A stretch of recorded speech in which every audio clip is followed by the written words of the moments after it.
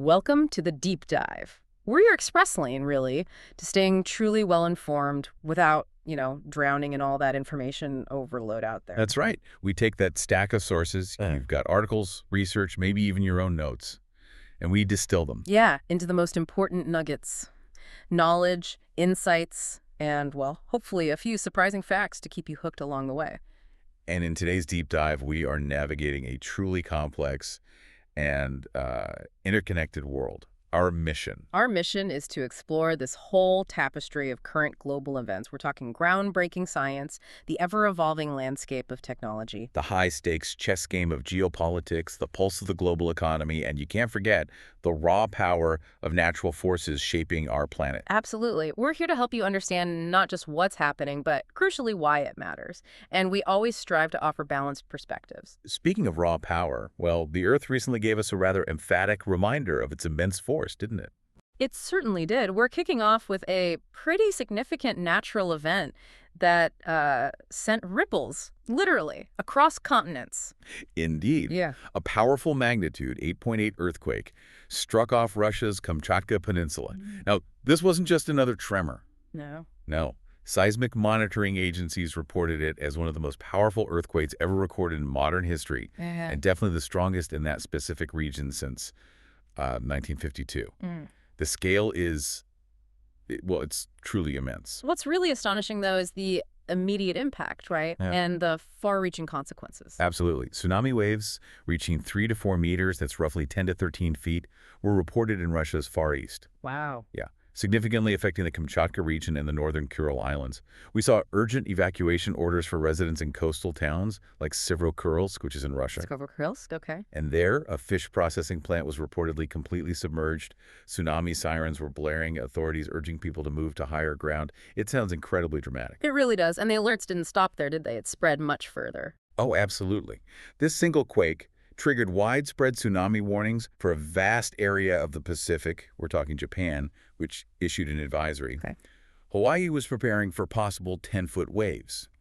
Alerts even extended to Alaska, the U.S. West Coast, Canada. Canada, too. Yes, and even coastal regions of Central and South America saw evacuation orders. It's just a stark illustration of global interconnectedness, you know? It really is, where a seismic event in one kind of remote corner of the world can put communities thousands of miles away on alert. You hear tsunami warning in Hawaii, Yeah. and your first thought isn't always, oh, that must be from an earthquake off Russia. Exactly. It makes you pause and consider these sheer invisible forces just churning away beneath our feet. Thankfully, widespread reports suggest no significant damage or casualties so far, which honestly is a huge relief given the magnitude. Definitely. But authorities understandably remain on high alert. And, maybe not surprisingly, there was a related event. A volcano in Russia also started erupting shortly after the earthquake, Wow, so possibly linked.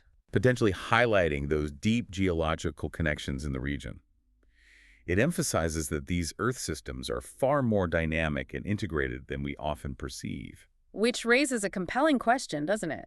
While we react to nature's power, how are we as humans simultaneously pushing our own boundaries in science and technology, cutting-edge science and space exploration, pushing the boundaries of knowledge? That's a perfect segue, actually, because our next deep dive takes us right into the frontiers of cutting-edge science and space exploration. Yeah, we're really talking about pushing the absolute limits of human knowledge here and ingenuity. Let's start with something that honestly sounds like it belongs in a science fiction novel, but it's very much a real breakthrough. Okay, I'm intrigued. The creation of an antimatter qubit.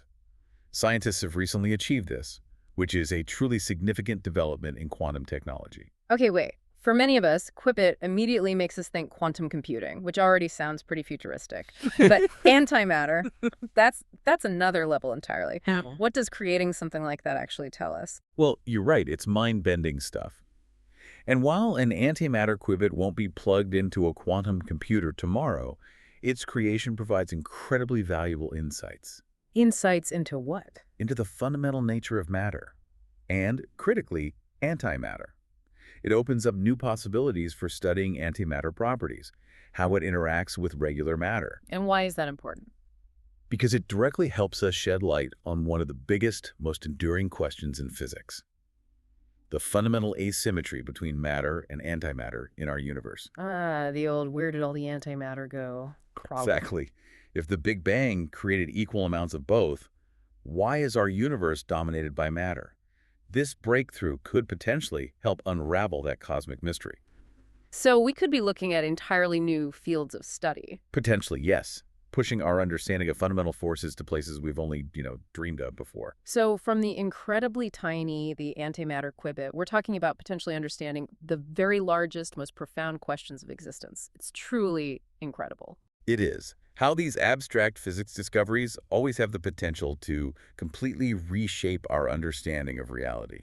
Speaking of reshaping reality, there's another groundbreaking discovery that promises to make our digital lives, well, astonishingly faster. That's absolutely right. Recent research by scientists at Northeastern University has led to the discovery of a new, hidden metallic state of matter. Okay, hidden metallic state. Sounds intriguing, but is this just a minor improvement or Oh no, this isn't minor at all. It's genuinely revolutionary. revolutionary how? I mean, my smartphone feels pretty fast already, but I'm always open to improvements. Well, this discovery demonstrates the ability to change the electronic state of matter basically on demand, Mm-hmm. and the potential impact. It can make electronics and computing systems an astonishing 1,000 times faster. Wait, 1,000 times? 1,000 times. Imagine that. That's hard to even comprehend. It is. To put it in perspective, think about the impact on everything from the speed of our everyday smartphones and personal computers, right up to the raw processing power of supercomputers and the efficiency of, say, artificial intelligence systems. So AI processing, too. Absolutely. It would dramatically speed up data processing and push technological boundaries far beyond what we currently experience. 1,000 times faster.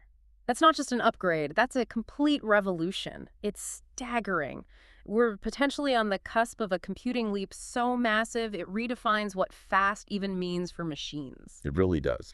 Does this connect to other things we've heard about in computing, like quantum computing advancements? It perfectly aligns with a broader trend, yes. For instance, Microsoft has been developing a quantum processor that uses a new state of matter specifically to reduce errors in quantum computers by a factor of, you guessed it, 1,000. Yeah. And separately, researchers have identified another material phase that can flip between being a conductor and an insulator that could potentially replace silicon entirely and, yes, supercharge computers by, again, about 1,000 times. So if these breakthroughs converge... We're looking at a fundamental shift in computing as we know it. It's truly mind-boggling. Okay, from fundamental physics to the literal speed of our digital world.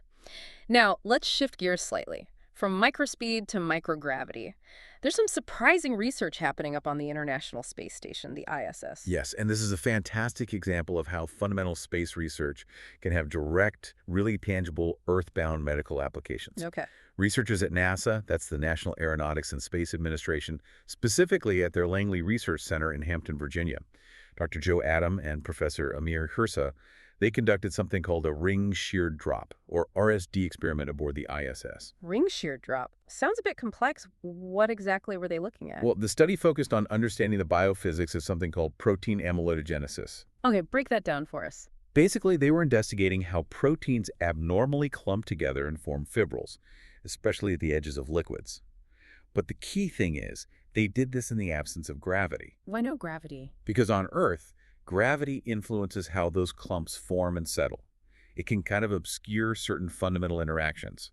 In microgravity, you strip away that gravitational interference. So you see the process more clearly. Exactly. You observe the fundamental microscopic interactions of these proteins more purely. They looked at things like protein concentration, the type of protein, and shear rate. And the medical significance. You mentioned medical applications. It's enormous. This research could dramatically improve our understanding of these interfacial protein flows, which are related to debilitating neurodegenerative diseases. Think Alzheimer's, Parkinson's, even diabetes. Hold on. So studying how proteins clump in space could help us fight Alzheimer's here on Earth? That seems unexpected. It does, but it makes sense when you think about it. These diseases are characterized by the abnormal aggregation or clumping of proteins.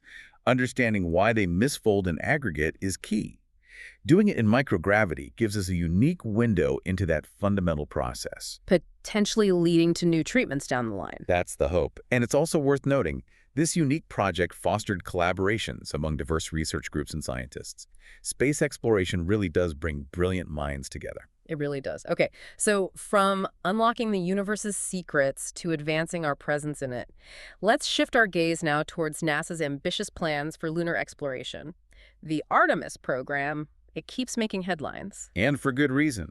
NASA has recently awarded Firefly Aerospace a pretty substantial contract, $176.7 million. Okay, and what's that for? This is a critical piece of their CLPS initiative that's Commercial Lunar Payload Services. It's a key part of the broader Artemis campaign aimed at returning humans to the moon. Right, Artemis. And what's the specific objective for this mission? What are they actually sending up?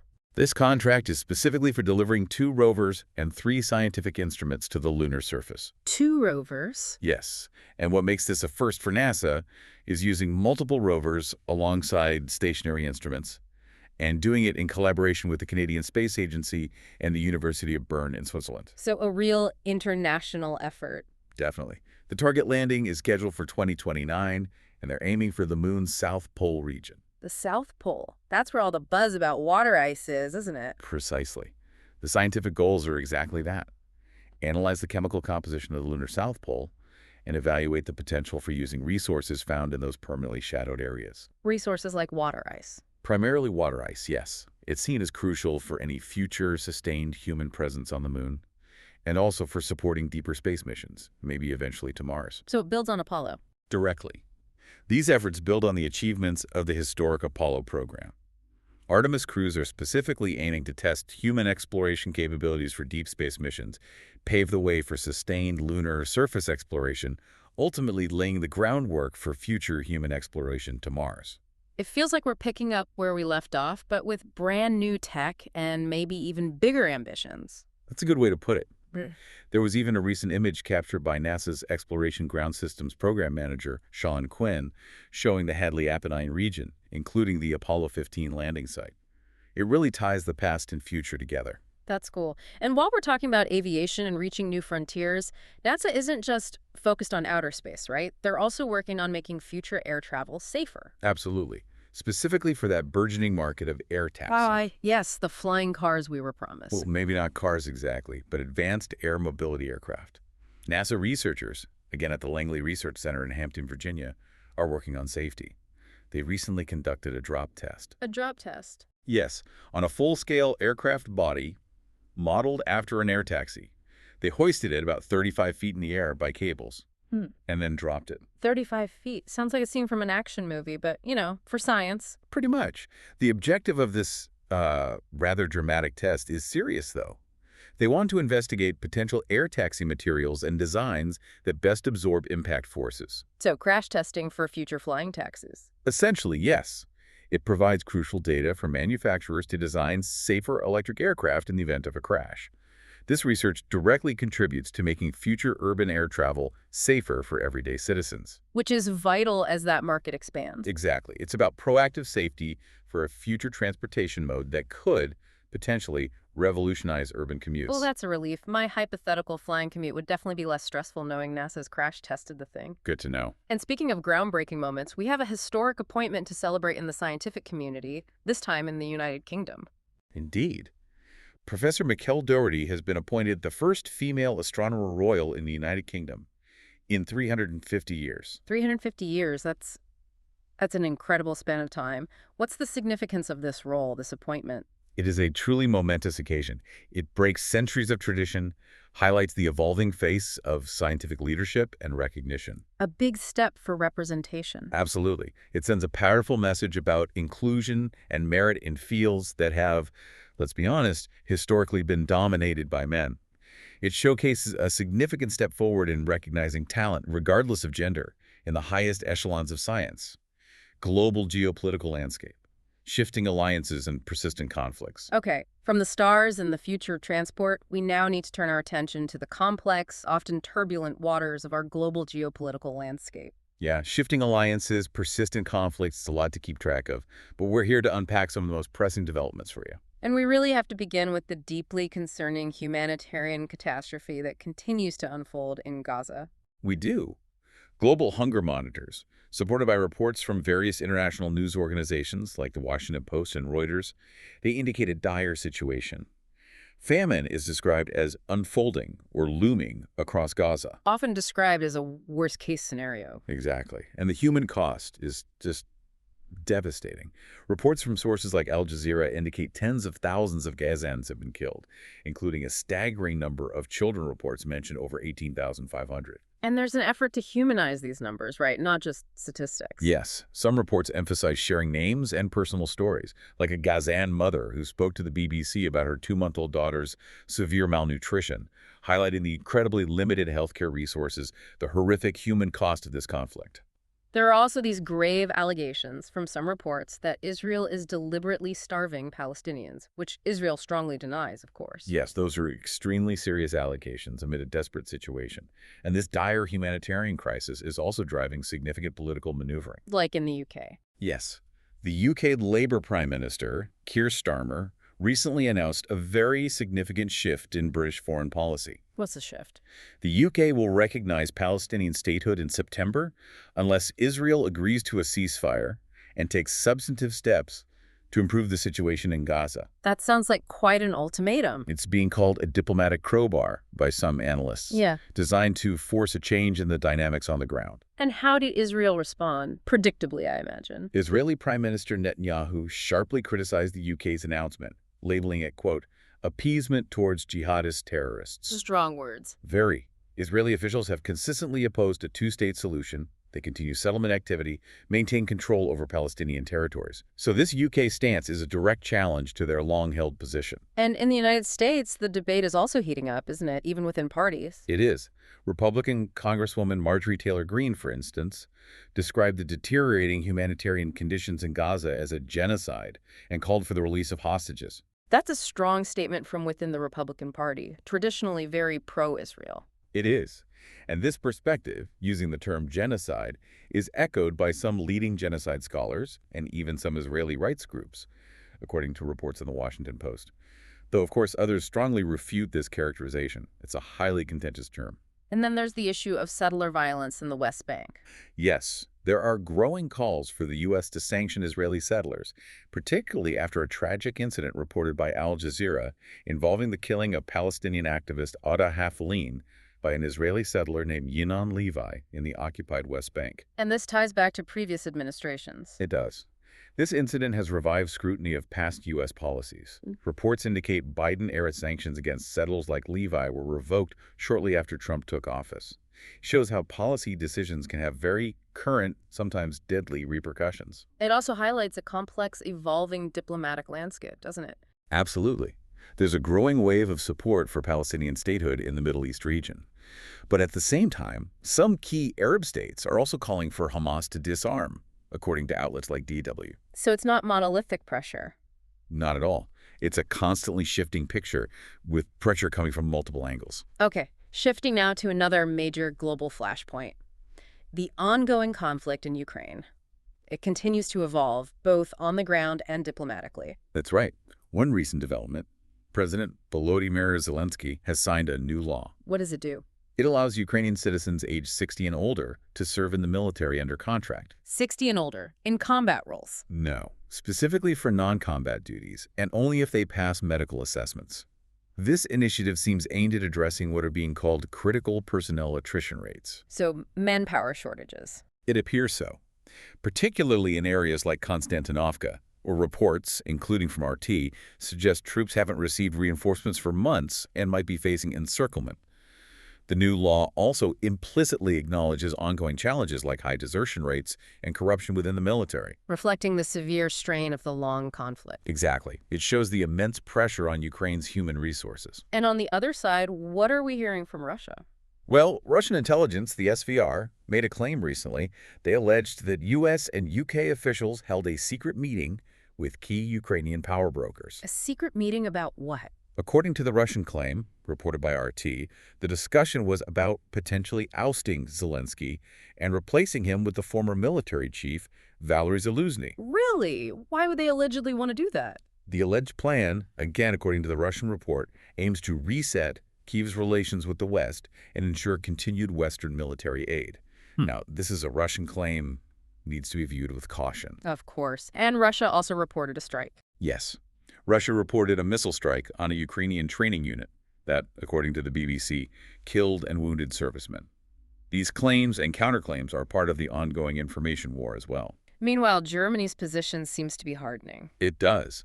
Kremlin spokesman Dmitry Peskov accused German leadership, specifically Chancellor Friedrich Merz's administration, of fueling hysterical Russophobia in Europe. Hysterical Russophobia. That was the term used. Moscow is reportedly, according to RT, deeply concerned about Germany's intensified anti-Russian rhetoric and its plans to supply Ukraine with weapons capable of striking deep into Russian territory. Which Russia warns could lead to major escalation. Precisely. Russian Foreign Minister Sergei Lavrov went even further, criticizing the European Union for using, in his words, propaganda reminiscent of Goebbels. Wow, invoking Goebbels, that's incredibly strong language. It highlights the severe diplomatic breakdown and the level of animosity. And what about the cultural front in Ukraine? Well, there's an ongoing effort to reduce Russian cultural influence. Ukraine's language ombudsman stated that while performing Russian songs in public isn't currently illegal, new laws might be needed. This comes amidst reports, cited by RT, from lecturers saying Ukrainian students are actually speaking Russian more often, despite the official Ukrainization campaign. It highlights the complexities of language and identity in conflict. And finally, a note on Ukrainian refugees in the U.S. Yes, former President Trump confirmed, according to DW, that Ukrainian refugees currently in the U.S. may remain until the end of the war, offering at least some temporary stability for them. a measure of stability amidst all the uncertainty, yes. Now, let's zoom out a bit and talk about the big picture relationship between the U.S. and Russia. Sanctions continue to be a major tool, though their effectiveness is often debated. Very much so. And this week saw a significant development on that front from former President Donald Trump. What did he do? He issued a 10-day ultimatum to Russia. He's threatening new sanctions if an agreement to settle the Ukraine conflict with Kiev isn't reached within that time frame. 10 days, that's very short. What kind of sanctions? Pretty severe ones, including 100% tariffs on Russian imports and, significantly, secondary sanctions on trading partners who continue to do business with Russia. Reports, like one from RT, suggest this deadline was actually shortened during his recent UK visit. Secondary sanctions are a big deal. They can really bite third countries. Is the U.S. prepared for the blowback? Well, the U.S. State Department, according to another RT report, presumes the White House is ready for potential economic blowback. It indicates they're seriously considering the potential consequences. 100% tariffs, though, that's a huge stick. How did Russia respond? The Kremlin, through spokesman Dmitry Peskov, essentially said Russia is immune to sanctions and accustomed to Western pressure. They emphasized their commitment to pursuing national interests. So defiant. And former Russian President Dmitry Medvedev warned that such threats only escalate tensions. Adding another layer here, an economist named Dmitry Nekrasov, cited by RT, argued that most Western sanctions imposed on Moscow haven't actually been effective, with many being ignored. Like the oil price cap. He specifically mentioned the oil price cap as not working as intended. He argued that while Moscow faced higher logistics costs for its crude exports, it strengthened trade with BRICS partners, that's Brazil, Russia, India, China, and South Africa. Trading more in their own currencies? Reportedly carrying out more than 90% of trade in national currencies, suggesting a degree of adaptation and resilience in the Russian economy despite the sanctions. So Russia is basically projecting an image of, bring it on, we're used to it, and we're finding ways around it. That seems to be the message. This brings us to another fascinating, and for some, maybe infuriating aspect of U.S.-Russia relations, the whole Russiagate saga. It keeps coming back. It does. Recently, a Fox News host, Greg Gutfeld, actually called for U.S. media to apologize to Putin for perpetuating what he called the Russiagate plot against President Trump. An apology to Putin, that's quite a statement. It is. And fueling this, Director of National Intelligence Tulsi Gabbard released declassified documents from a 2020 report. What did the document say? According to RT's reporting on this, the documents accused the Obama administration of manufacturing false intelligence to promote the Russian collusion narrative. The report apparently stated that Putin had no preference for either candidate in 2016. And it criticized the sources used. Yes, it alleged the intelligence community relied on unreliable sources like the infamous Steele dossier.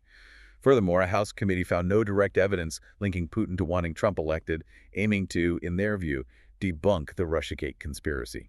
It's fascinating how these narratives continue to be debated and relitigated years later. Absolutely. History is often contested territory.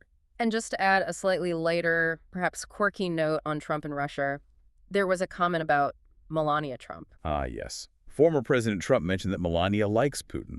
This led to some speculation, reported by RT, about whether her background being Slovenian, born in what was then Yugoslavia, part of the broader Soviet sphere might be influencing his evolving stance on the Ukraine conflict. Just goes to show the weird intersection of personal relationships and high-stakes geopolitics. Okay, from the global stage, let's zoom back in on the domestic landscape of the United States. We're seeing some notable policy shifts and ongoing internal struggles. One such shift relates to religious freedom in the federal workplace. A White House memo recently reinforced protections. What does it allow? It authorizes U.S. federal employees to display Bibles and discuss their religious beliefs in the workplace, but during off hours. This memo effectively revives a 1997 affirmation made under President Clinton. Now, on the surface, that sounds like a straightforward protection of religious freedom, but I imagine there are concerns. There are. Critics have expressed concern, according to reports, that this guidance might inadvertently favor evangelical Christians over other faiths or non-religious employees.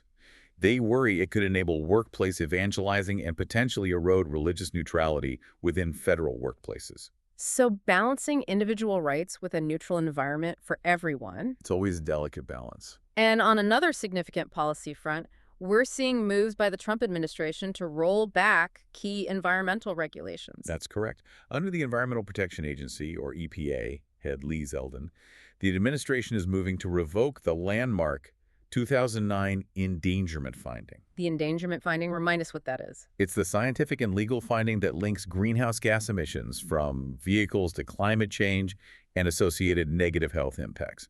It's foundational for regulating vehicle emissions. So revoking it is a pretty big deal. It's huge. It's viewed by many environmental groups and policy analysts as an attempt to repeal what's been called the holy grail of climate regulations. So it's not just about relaxing vehicle emission standards. It's attacking the fundamental legal basis for the EPA to address climate change itself. Exactly. The move is widely criticized, according to outlets like Al Jazeera, the New York Times, and the Washington Post, for disregarding overwhelming scientific evidence that supports emission reductions. And critics say it prioritizes Economic interests, particularly the fossil fuel industry, over climate action. Some reports note the proposal is based on analysis by just 5 climate contrarians, raising questions about its scientific validity. So it poses a threat to public health, the environment, and reflects a broader skepticism towards climate change within the administration, while focusing on promoting fossil fuel production. It fundamentally contradicts global efforts to mitigate climate change. This sounds like a major point of contention and a significant shift in U.S. environmental policy direction. We're also seeing clashes within the government branches, aren't we? Indeed. Attorney General Pam Bondi is reportedly expanding her fight with the judiciary. Against who? Specifically accusing federal judge James Boasberg of misconduct. This is apparently because he ruled against the administration's immigration policies. It highlights these ongoing tensions and power struggles between the executive and judicial branches. And speaking of internal political struggles, there's a battle over redistricting in Texas. Yes, a new Texas congressional map is set to create 5 districts that were strongly supportive of Trump in previous elections. The clear aim is to favor Republicans in upcoming elections.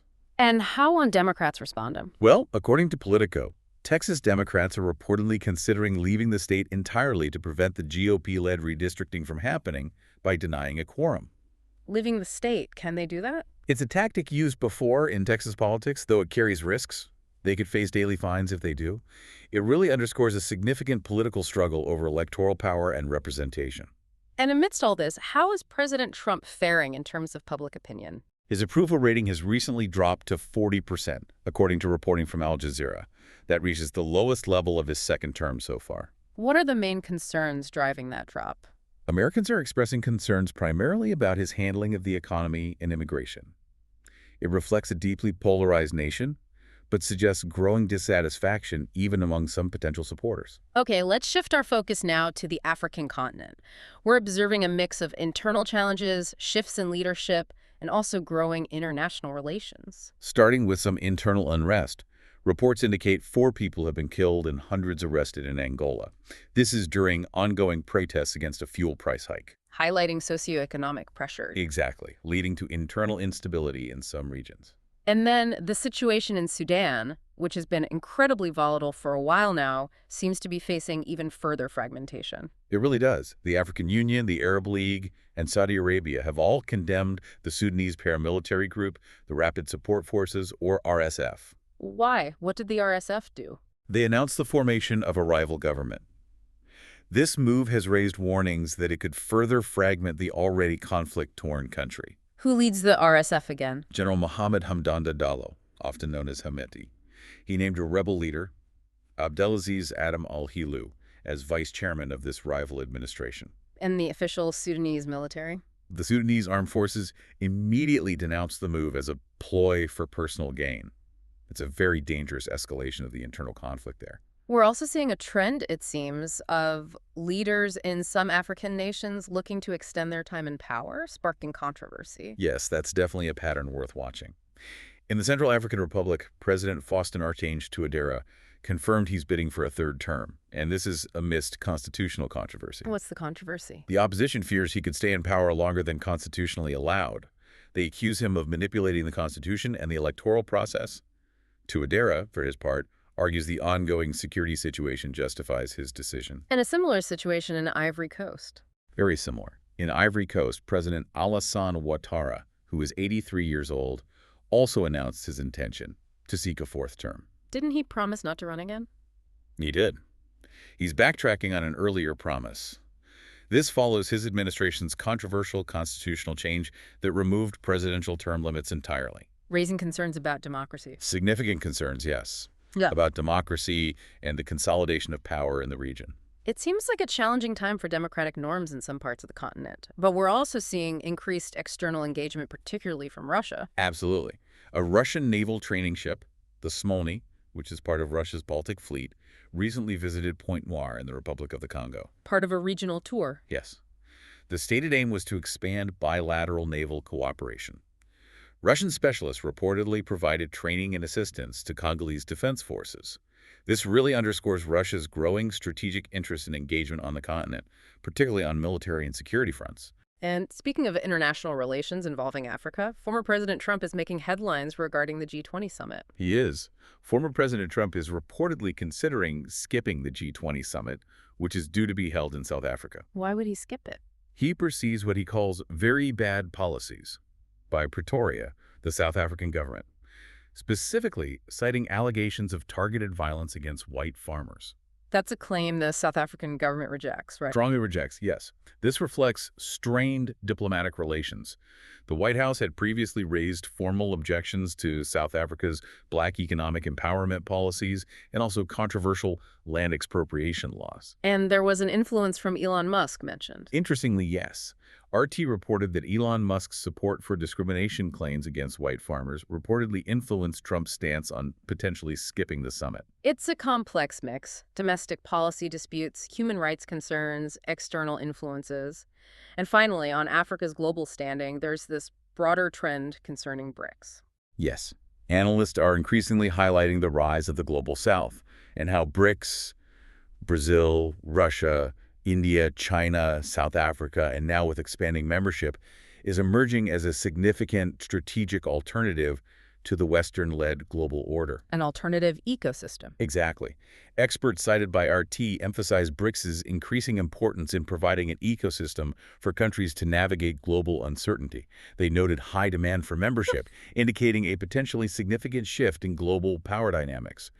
A multipolar world order seems to be increasingly taking shape. Okay, let's move our focus now to the dynamic Asia-Pacific region. We've got a series of interesting and sometimes tense developments shaping the geopolitical landscape there. We begin in the Philippines, specifically concerning its relationship with the International Criminal Court, or ICC. What's happening there? Sara Duterte, who is the daughter of the former Philippines President Rodrigo Duterte and is the current vice president, has condemned the ICC for keeping her father in prison.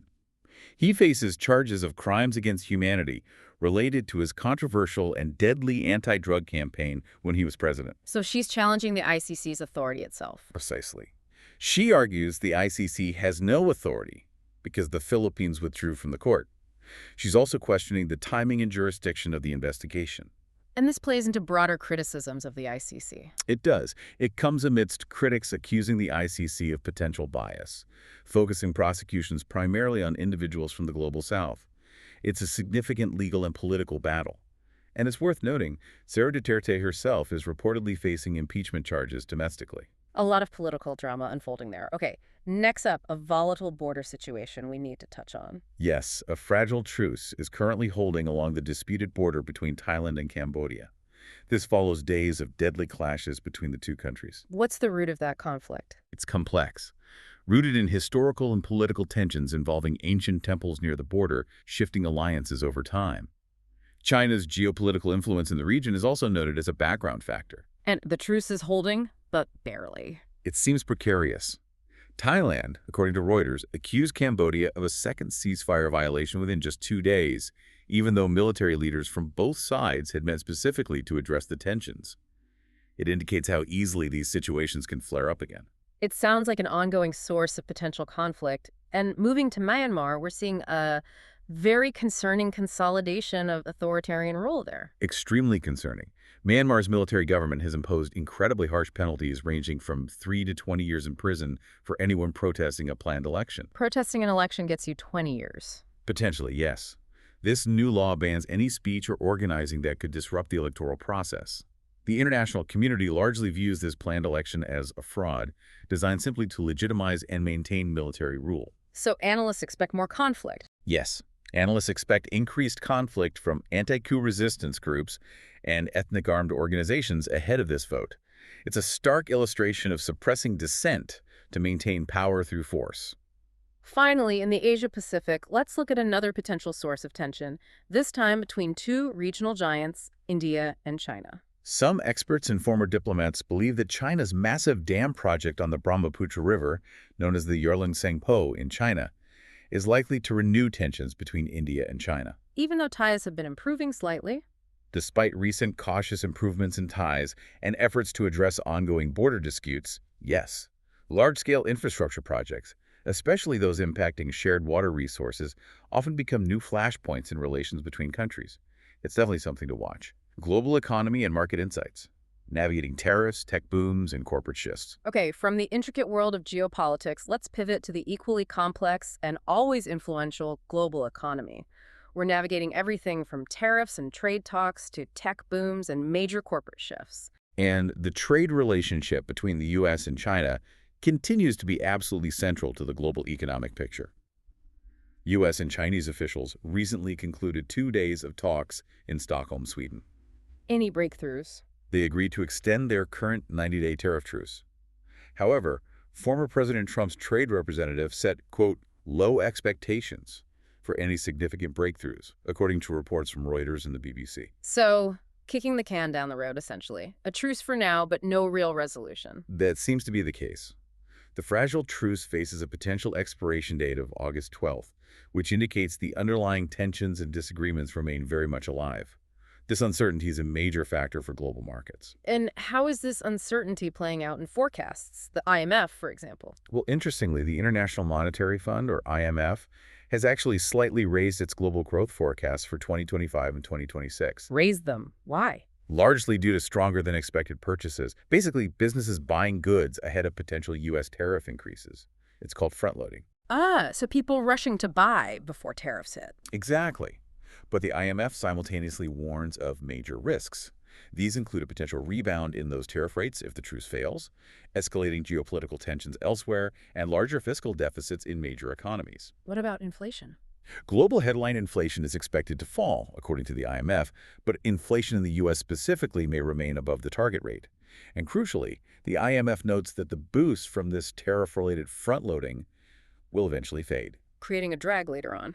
Potentially, yes, creating a drag on economic activity down the line. Reflecting this, they revised world trade forecasts upward for 2025, but cut them for 2026. So it sounds like Trump's tariffs are creating this short-term, almost artificial economic bump by forcing this front-loading. Is that seen as a sustainable strategy, or does it just pull future growth into the present, potentially creating a deeper dip later? That's the critical question many economists are asking. It suggests a potential for short-term gain, perhaps politically useful, but possibly at the expense of longer-term stability if the fundamental trade issues aren't resolved. And former President Trump himself, he's not backing down on those tariffs. Not at all. He has explicitly stated, according to CNBC, that the Friday tariff deadline will not be extended. He's keeping the pressure on. And he's threatening tariffs elsewhere, too, India. Yes. He also warned of tariffs of up to 25% on imports from India if a trade agreement isn't reached by August 1st. This follows previous 26% tariffs on India that were temporarily suspended. It shows his consistent use of tariffs as a primary negotiation tool. And how is China responding to these pressures, particularly when it comes to energy imports like Russian oil? U.S. Treasury Secretary Scott Bessent recently highlighted China's very firm stance during the trade talks. He stated that Beijing remains committed to buying Russian oil despite U.S. tariff threats. Why? What was their reasoning? They emphasized energy as a matter of national sovereignty, according to RT's reporting on Bessent's comments. This is significant because China is the largest importer of Russian oil, and their commitment underscores their strategic priorities, overriding potential tariff impacts in this area. That's a very clear message from Beijing. And for businesses caught in the middle of all this, these tariffs have direct, tangible costs, right? Absolutely. Take the German sportswear giant Adidas, for example. They rely heavily on production in countries like Vietnam and Indonesia. Right. They plan to increase prices specifically because U.S. tariffs are estimated to cost the company around $200 million, according to the BBC. This shows very clearly how trade policy directly impacts consumer prices. Despite all these tariff threats and trade tensions, the overall U.S. economy actually showed surprising resilience recently. It did. The U.S. economy grew at a better-than-expected 3% annual rate in the second quarter, based on initial estimates reported by outlets like CNBC and NPR. It demonstrated resilience, even with the impact of former President Trump's tariffs. And Trump used this data. Yes. Former President Trump even used this new data to criticize the Federal Reserve, the U.S. central bank. This was just ahead of an important decision by the Fed on interest rates. It highlights that complex interplay between trade policy, economic performance, and monetary policy. Okay, beyond the big picture trade wars, the corporate world is always in motion. Let's look at some significant corporate news and market trends. Starting with a big name, Apple. The U.S. tech giant has announced the closure of one of its retail stores in Dalian, China. Is that significant? It marks the first time Apple has closed a store in China since entering the country 15 years ago, while Apple officially cited mall restructuring as the reason. Analysts suspect other factors. Yes, analysts suggest it's likely a response to declining sales in China, local competitors gaining ground, and those escalating trade tensions we just discussed. It also aligns with Apple's gradual but noticeable shift of some production away from China to places like India and Vietnam, partly to mitigate risks from U.S. tariffs. That feels quite symbolic, Apple closing a store in China after so long. And speaking of China, there's a rather troubling report about car sales practices there. Yes. Reuters investigated 97 consumer complaints in China. Their investigation revealed what appears to be widespread manipulation of car sales figures by dealerships. Manipulation how? Basically, faking sales or reporting sales inaccurately to meet targets set by the manufacturers. And this wasn't limited to one brand. It allegedly happened across both domestic Chinese brands like BYD and foreign brands, including Toyota, Volkswagen, and Buick. To meet targets, that suggests a systemic pressure issue. It does seem to suggest a systemic issue with reporting accuracy and possibly intense pressure within that market. That's quite a deceptive practice on a large scale. Now, first, something potentially monumental in the American transport sector. A huge merger. Yes, Union Pacific and Norfolk Southern, two major U.S. railroad companies, are planning a massive $85 billion merger. $85 billion. Yes. The goal is to create America's first truly transcontinental freight railroad. This could fundamentally reshape the U.S. freight rail industry. It also poses a significant challenge to the largest rail union. This is a huge deal that would consolidate enormous power in the rail sector. Definitely one to watch. And Starbucks, a brand many of us interact with daily, seems to be facing some turbulence. Their stock fell. It did. Starbucks stock tumbled recently, even though their earnings report was actually better than expected. Quarterly losses shrank and jet deliveries rebounded. Wait, that jet delivery part seems misplaced, likely from another company's report in the source mix. Let's focus on Starbucks. You're right, Starbucks' stock fell despite better than expected earnings. Why? The CEO, Laxman Narasimhan, noted improvements in their ongoing turnaround efforts. However, he attributed a decline in their outlook for 2025, partly to increased competition, and also mentioned the impact of compounded GLP-1s. This, combined with the costs of the turnaround itself, led to plunging profits. Okay, compounded GLP-1s. We touched on GLP-1s like Ozempic earlier with side effects. Can you explain what compounded versions are and why they'd affect Starbucks? Right, GLP-1s are those medications like Ozempic and Wegovy, primarily for diabetes but increasingly used for weight loss because they suppress appetite. Compounded versions are essentially custom-made formulations prepared by pharmacies, often because the brand-name drugs are expensive or in short supply. They're becoming more widespread. And the impact on Starbucks?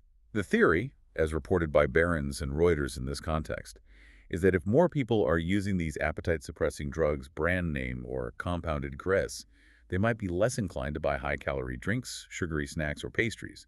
That directly hits the bottom line for companies like Starbucks that rely heavily on those types of sales. It really highlights the unexpected ripple effects of health trends on seemingly unrelated industries. Fascinating. It really is. Speaking of major trends, the artificial intelligence AI sector continues its absolutely meteoric rise. The numbers are staggering. They really are. Generative AI or Gen AI apps have reportedly doubled their revenue and reached 1.7 billion downloads just in the first half of 2025 alone. 1.7 billion downloads. In 6 months. And users reportedly spent over 15.6 billion hours on these apps during that time, according to TechCrunch. This indicates a significant and clearly accelerating surge in AI adoption in everyday life. And the valuations for AI companies reflect this hype. Absolutely. Look at Anthropic, an AI company known for its focus on safety and its Claude AI model. It's reportedly nearing a staggering $170 billion valuation with a potential new $5 billion funding round. $170 billion. Wasn't it valued much lower recently? Yes, that's roughly double its prior valuation of $61.5 billion. This jump is reportedly driven by its ethical focus, which investors see as a key differentiator, and an impressive $4 billion in annualized revenue. It highlights intense investor interest and confidence in AI safety as a competitive advantage against rivals like OpenAI. And it's not just the big AI model companies. No, the whole ecosystem is booming. Separately, an AI chip startup called Grok is reportedly in talks to raise $600 million at a near $6 billion valuation, again according to TechCrunch. This shows continued massive investment in the underlying hardware needed to power all this AI. That's just an insane amount of money pouring into AI across the board. It really underscores the perceived transformative potential. And there's another foundational technology drawing significant investment interest too, plasma. Yes, the venture capital firm SOSV plans to invest in over 25 plasma-related startups over the next 5 years. Plasma, like in TVs. Well, beyond TVs. Yeah. They anticipate plasma technology having a transformative impact on various fields. Think semiconductors, spacecraft propulsion, material science, and even potentially enabling fusion power. It's an investment in a very fundamental, versatile state of matter with wide-ranging applications. Okay, interesting. And for those of you interested in the digital asset space, specifically Bitcoin, there's an interesting strategic development happening. Yes. Publicly listed companies whose main strategy is holding Bitcoin on their balance sheets, sometimes called Bitcoin treasury companies, are implementing a new financial model. What's the goal of this new model? It's aimed at actually outperforming the price of Bitcoin itself, measured in Bitcoin terms, BTC. They do this by focusing on growing their Bitcoin per share ratio. Okay, what does growing their Bitcoin per share ratio actually mean? Why does that matter more than just the company's stock value rising if Bitcoin's price goes up? It's a subtle but important twist. Instead of just hoping their company's stock value tracks Bitcoin's price, these firms are actively trying to acquire more Bitcoin relative to the number of their own shares outstanding. Yeah, through their operations. Potentially, yes, or through strategic financial management. The idea that investors get exposure not just to Bitcoin's price movement, but also to the company's ability to accumulate more Bitcoin over time. This essentially makes investing in their stock a potentially leveraged bet on Bitcoin accumulation itself, not just price. It's a novel strategy for managing digital asset exposure through traditional stock markets, as reported by Yahoo Finance.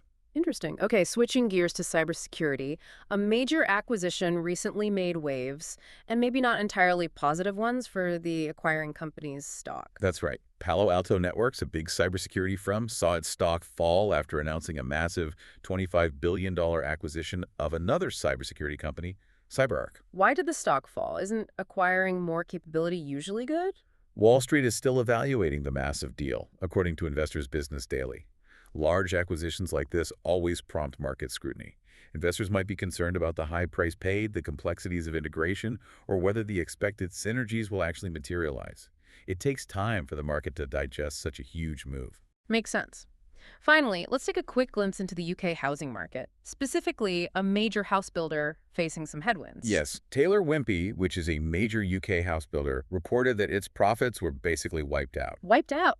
By what? by significant and unexpected costs related to fixing cladding issues on buildings they constructed in the past.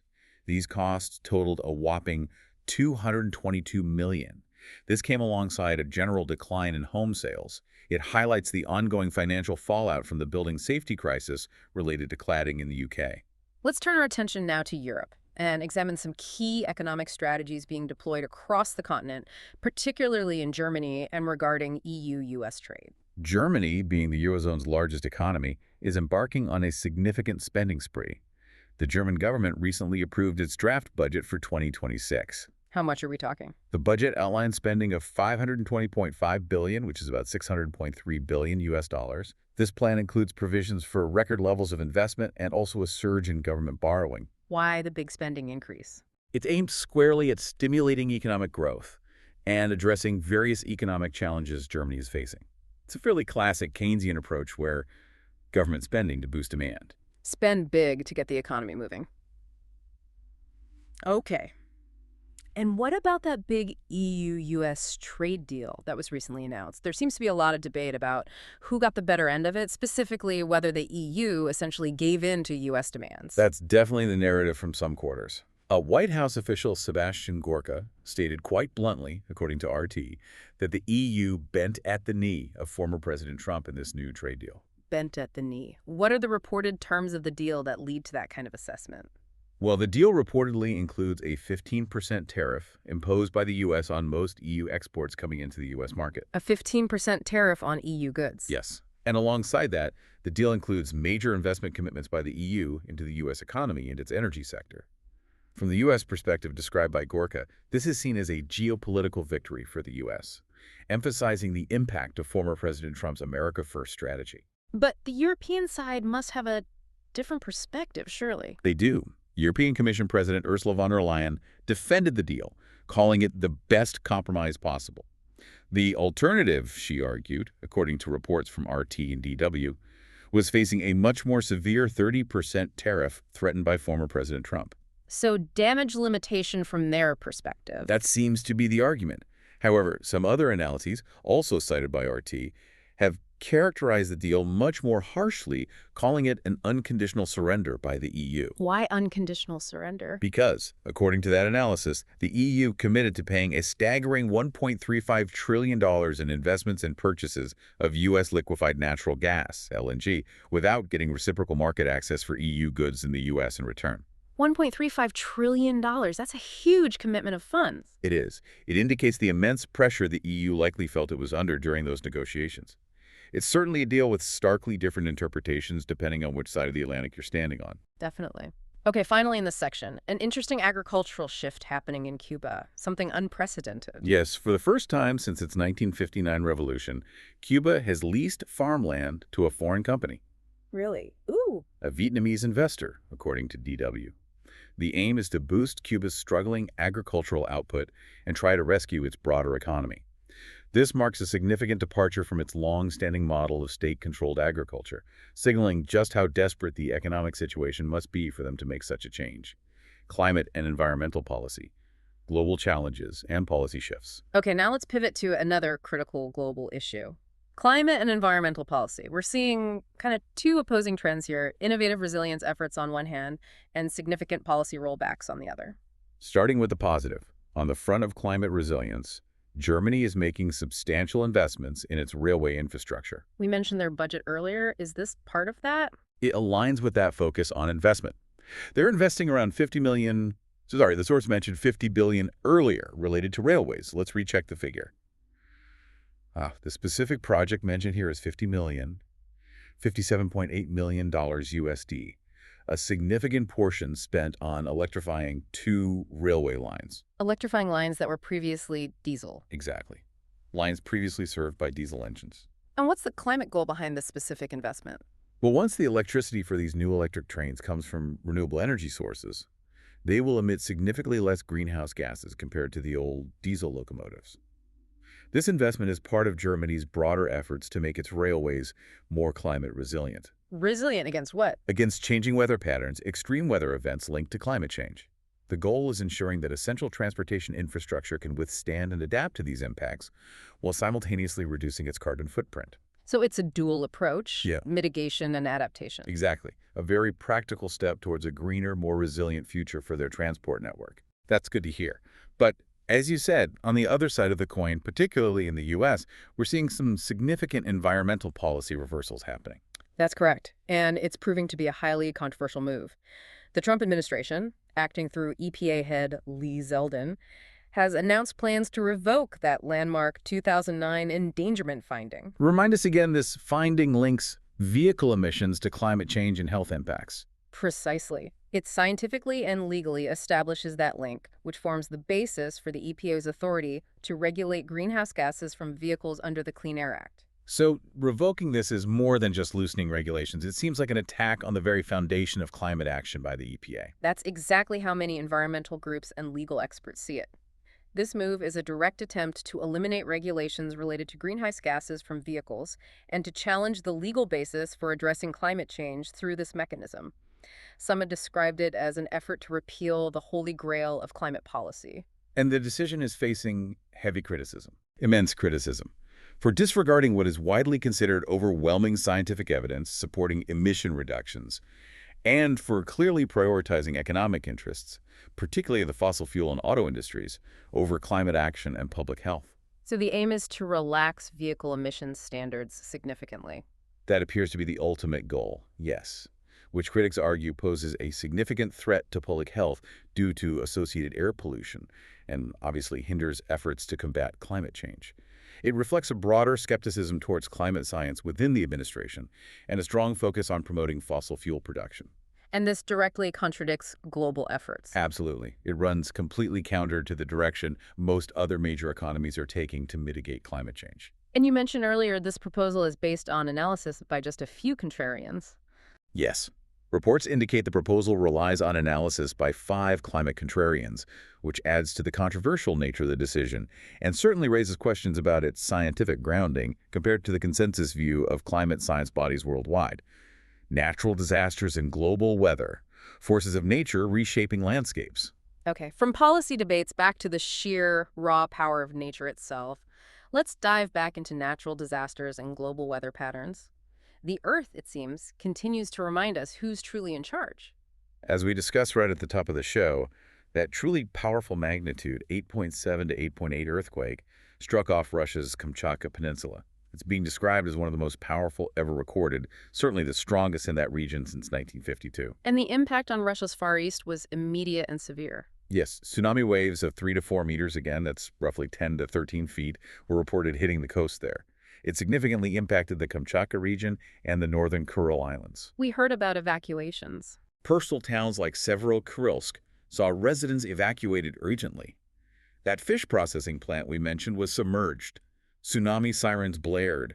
Authorities ordered populations to move to higher, safer ground. And the alerts, they spread incredibly far and wide across the Pacific. Astonishingly so. The quake triggered widespread tsunami alerts and warnings. Japan issued an advisory. Hawaii was preparing for possible 10-foot waves. Alerts reached Alaska, the U.S. West Coast, Canada. Even Central and South America. Yes, leading to evacuation orders in some coastal regions there too. Thankfully, as we noted, no significant damage or widespread casualties have been reported so far, which is a huge relief. But authorities obviously remain on high alert. And that related volcanic eruption nearby, too. Yes, a volcano in Russia also started erupting shortly after the earthquake, possibly triggered by the seismic activity, highlighting those deep geological connections. It's just incredible, isn't it, to think how one single powerful earthquake can cause such widespread alerts, affecting continents thousands of miles away. It really drives home the scale of global interconnectedness when facing nature's power. You hear tsunami warning in Hawaii, and like you said, you just think, wow, that originated all the way over off Russia. It's a powerful reminder. Indeed. It's a reminder of the Earth's incredibly dynamic systems and how they just transcend any geopolitical boundaries we draw on maps. Exactly. Beyond the earth shaking, our planet is also experiencing some intense weather. We've been tracking several tropical storms around the globe, haven't we? We have. Specifically, one named Tropical Storm May 25 is currently on orange alert. What does orange alert mean?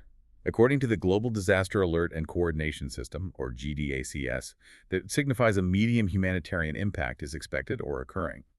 This storm has maximum sustained wind speeds of nearly 130 kilometers per hour, around 80 miles an hour. And it's affecting populated areas. It's affecting a population estimated at over 500,000 people in countries assessed with a medium vulnerability class. Current conditions reported include broken clouds, light rain forecast, and there have been recent flood alerts issued, indicating potential challenges on the ground. Okay, so that one bears watching closely. And then there are a few others on green alert. That's right. Green alert means a low humanitarian impact is currently anticipated. Several other storms, named 2 OC25, 1 C25, Kurosa 25, and Francisco 25, fall into this category. Do they vary in strength? Yes, they vary quite a bit in wind speed. Some are relatively weak, around 65 kilometers, while one C25 was reported with winds up to 222 kilometers, nearly 140 miles per hour. But generally, they're either not impacting high-density populations or are in countries considered to have low to medium vulnerability to such events, according to GDTS. Conditions range from moderate to heavy rain. So less immediately critical, but still part of that broader pattern of global storm activity. Exactly. It's the season for it in many parts of the world. And finally, on the weather front, a really devastating flooding event has occurred in China. Yes, tragically. Torrential rain and subsequent floods in northern China have killed at least 38 people. The disaster has affected 11 regions in total. Where was it worst? The deluge peaked in the capital, Beijing, and surrounding provinces like Hebei. That's where 30 of the deaths occurred, and over 80,000 people had to be evacuated. That's a huge number of evacuations. It is. President Xi Jinping ordered all-out search and rescue efforts. At the peak, rainfall predictions were up to 300 millimeters. That's nearly 12 inches within just 24 hours. An immense amount of water. Truly devastating. This disaster highlights the continued vulnerability of densely populated cities, particularly in northern China, to extreme rainfall and flood risks.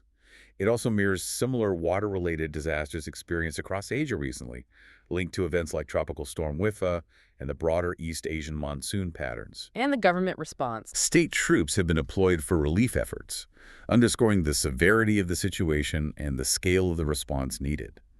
Social and cultural trends with broader context, adapting to a changing world. Our world isn't just shaped by science, economics, and nature, is it? It's also profoundly influenced by evolving social and cultural trends.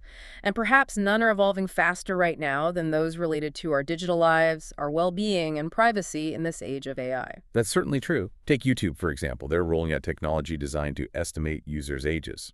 Estimate ages. How and why? The how likely involves algorithms looking at viewing habits, maybe account information if available.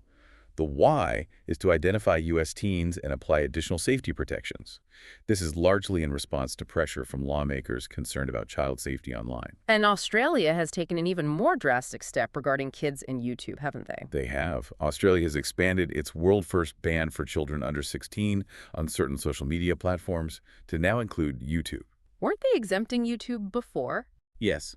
They previously exempted its educational content, but now the ban applies more broadly. The stated aim is to safeguard young users from potential online harm, harmful content exposure, and privacy risks associated with the platform. It reflects a growing global push to regulate digital platforms more stringently for child protection. But these efforts to increase online safety, they aren't without controversy, are they? Especially in the UK with their Online Safety Act. Definitely not without controversy. The UK's Online Safety Act has already garnered over 400,000 petition signatures calling for its repeal. Why are people so opposed? Critics argue it creates a kind of censorship regime, that it infringes on digital privacy and free speech. The government, on the other hand, maintains it's vital for protecting children from harmful content online. So a clash between protection and freedom. A major one. Concerns over free speech are significant, and there's been a noted rise in VPN usage in the UK, possibly in response. The act has already been used in some cyber-flashing cases, showing it has real teeth. It's a very complex balancing act. And as we spend more time online, especially using social platforms or apps, security breaches seem an ever-present danger. Unfortunately, yes. A dating safety app, ironically, recently had to suspend its messaging feature after a hack. What was exposed? Thousands of women's images, posts, and comments were reportedly exposed. It raises significant concerns about data privacy and the security of platforms where users share sensitive personal information. It really underscores the constant vulnerability of our data in the digital realm.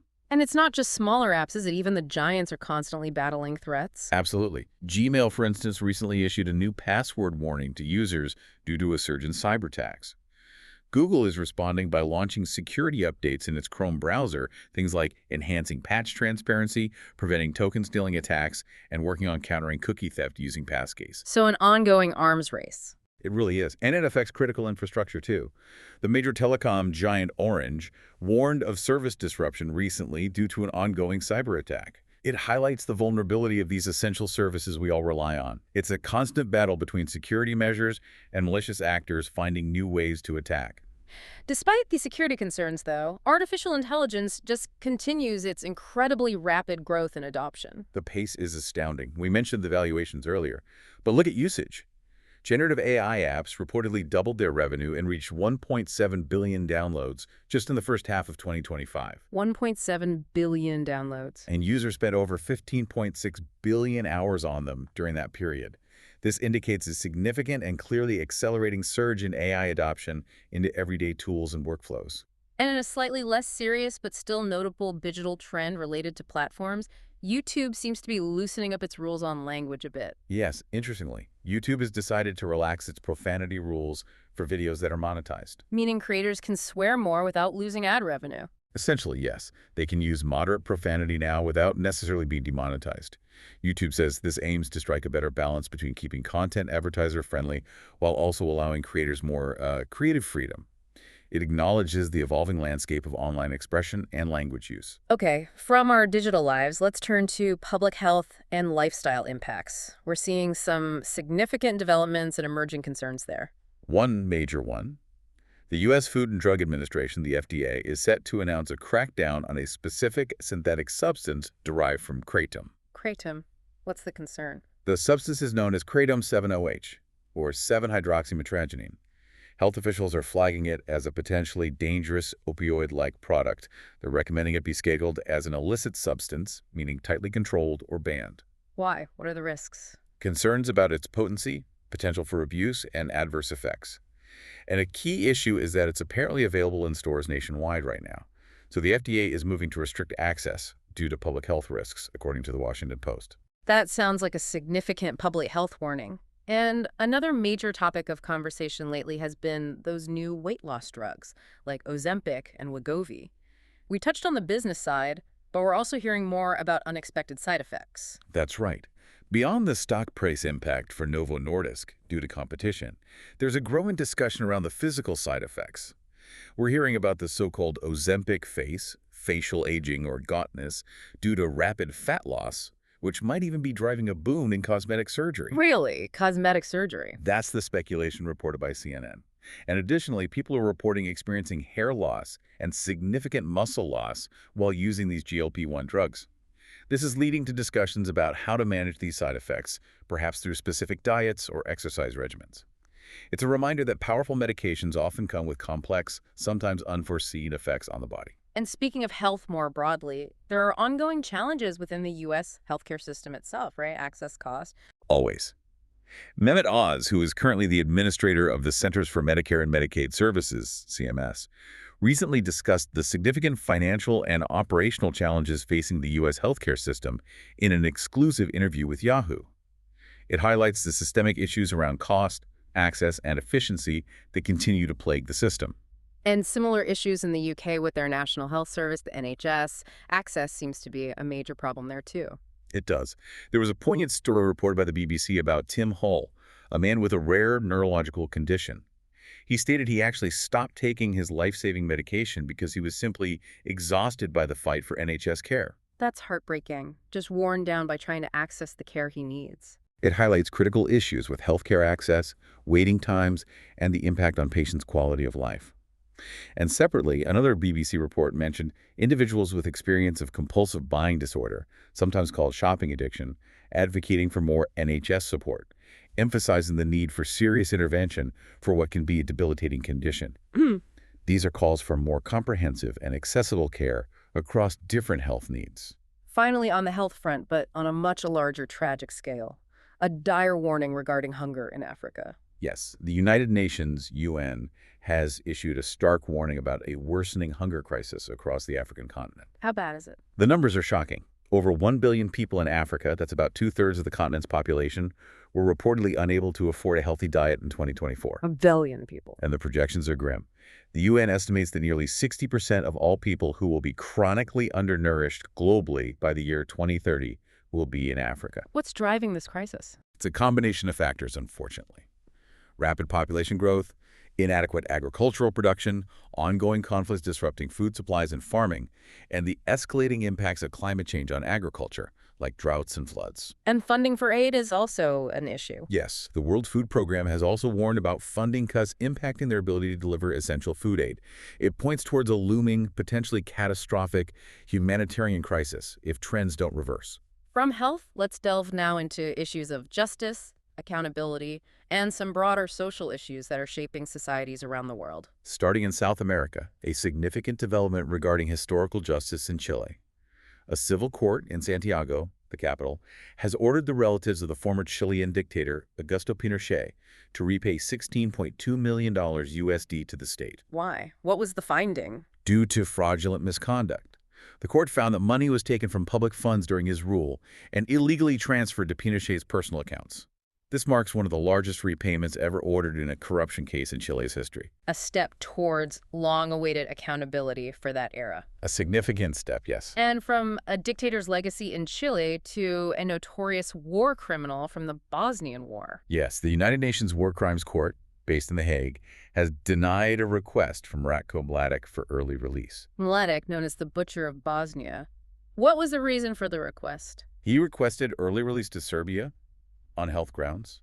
Mladic was sentenced to life imprisonment back in 2017 for genocide, war crimes, and crimes against humanity, primarily for his role in the Srebrenica massacre and the siege of Sarajevo. And the court said no. The court ruled that his health condition, while monitored, did not meet the criteria necessary for granting early release. The decision ensures that accountability for such grave crimes is fully served, according to Al Jazeera's report. Okay, shifting to social issues closer to home, particularly in the UK, there's been a notable development regarding single-sex spaces, specifically within support services. Yes. A rape crisis center in the UK is set to introduce specific single-sex-only meetings for women. Why the change?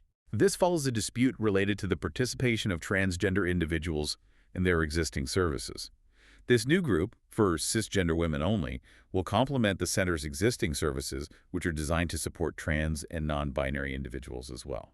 So, trying to cater to different needs. It reflects the ongoing debates and complex efforts to ensure safe, tailored support environments for all survivors within these incredibly sensitive settings, acknowledging different comfort levels and needs. And finally, in this section, a look at population changes. Again, in the UK, migration seems to be a major factor. It does. The UK's Office for National Statistics, or ONS, reported a significant population rise of over 700,000 people recently. This is the second largest annual increase in over 75 years. And migration is the key driver. Yes, the ONS identified migration as the key driving factor behind this large increase.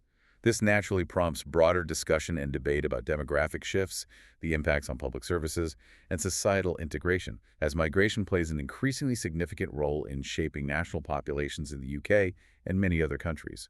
Let's round out our deep dive today with some global sports stories. These often reflect larger geopolitical currents or social trends, don't they? They certainly can. For instance, the ongoing suspension of Russian athletes from many international sporting events due to the conflict in Ukraine has had a tangible financial impact. On which organization? The International Skating Union, or ISU, reported significant operating losses approximately $10.7 million. And that's directly linked to the ban. The ISU attributed these losses largely to the absence of elite Russian skaters from competitions, which impacts viewership and commercial revenue, and also the loss of Russian sponsors. It highlights how political conflicts directly influence the finances and operations of global sports bodies. Moscow, for its part, continues to criticize these exclusion policies as politically motivated discrimination. It's a stark reminder that even the world of sports isn't insulated from geopolitical events. And sadly, on a much more somber note, from the world of athletics. Yes. Tragically, Laura Dahlmeier, who is a celebrated two-time German Olympic champion in biathlon, passed away recently at the young age of 31. How did it happen? Following a mountaineering accident while climbing in Pakistan, according to reports from the BBC and CNN, her death sent shockwaves through the sporting world, mourning the loss of a very talented and accomplished athlete far too soon. Terrible news. In more positive sporting news, the NBA, the National Basketball Association in the U.S., is continuing its efforts to expand globally. That's right. The Orlando Magic and Memphis Grizzlies NBA teams are set to play regular season games overseas in 2026. Where are they playing? One game in Berlin, Germany, and another in London in the United Kingdom. This is part of the NBA's ongoing 3-year plan for global outreach, specifically aimed at expanding the popularity of basketball in Europe. It's a smart business move to tap into that growing international fan base. And some impressive athletic feats to report from the pool at the World Aquatics Championships. Yes, at the World Aquatics Championships 2025, the French swimmer Léon Marchand broke a long-standing world record held by American Ryan Lochte in the 200-meter individual medley. And American swimmer Luca Orlando won gold in the butterfly event. Always great to see top athletic achievements and records being broken. Definitely. In the world of football, or soccer as some call it, a major transfer involving a top European club. Yes, the German champions Bayern Munich completed a very expensive signing. They bought the Liverpool and Colombia national team winger, Luis Diaz. How much did they pay? The reported fee is $65.5 million, which is about $75 million. This makes him the third most expensive player in the history of both Bayern Munich and the entire German Bundesliga league. A huge sum, reflecting the high stakes in top-level football transfers. A massive investment for a top talent. And finally, a look back at a complex and tragic legacy in the sport of cricket. Yes, the BBC is set to delve into the complex legacy of Hansi Cronje, the former South African cricket captain. His story involved match fixing, didn't it? It did. A major match-fixing scandal that rocked the sport, followed by his untimely death in a plane crash. The BBC is featuring his story as part of its Sport's Strangest Crime series, inviting reflection on ethics, pressure, and tragedy within professional sports. It's a story that continues to resonate and raise difficult questions years later. What an absolutely extraordinary journey we've taken today. We've gone from the creation of a tiny antimatter quibbit, something that could literally reshape our understanding of the universe, all the way to the sweeping geopolitical maneuvers we're seeing in places like Gaza and Ukraine. It's been quite a range. We've explored the resilience and the stresses on global economies facing new tariffs. We've witnessed the raw, undeniable power of seismic events reshaping landscapes right before our eyes. And we delved into those intricate social threads, digital privacy, public health concerns, shifts in cultural norms that both bind us together and challenge us in this ever-evolving world. It truly reinforces how these seemingly disparate stories are all actually part of the larger interconnected narrative of our time. Exactly. And our goal, really, in this deep dive is to provide you, our listeners, with a shortcut to being genuinely well-informed, to offer multiple perspectives on complex issues, and hopefully deliver some of those aha moments that connect the dots. Yeah, it's about gaining knowledge quickly but also thoroughly, hopefully without feeling completely overwhelmed by the sheer volume of information that's constantly coming at us. We try to filter it down to what really matters and why. And as we wrap up today's deep dive, we want to leave you with a thought-provoking question to maybe ponder on your own time. In this world where scientific breakthroughs are promising both immense progress, but also raising unforeseen ethical dilemmas. And where geopolitical tensions constantly threaten to unravel established orders, maybe even reshape the global map. How can we, as individuals, best contribute to navigating this incredibly complex and ever-changing landscape? How do we leverage new technologies responsibly? How can we foster genuine dialogue across divides, especially when things feel so polarized? And how do we effectively advocate for basic humanitarian principles amidst all the conflict and political maneuvering. It's definitely a lot to think about, but as always, knowing what's happening, trying to understand the different facets of these stories, that's always the essential first step.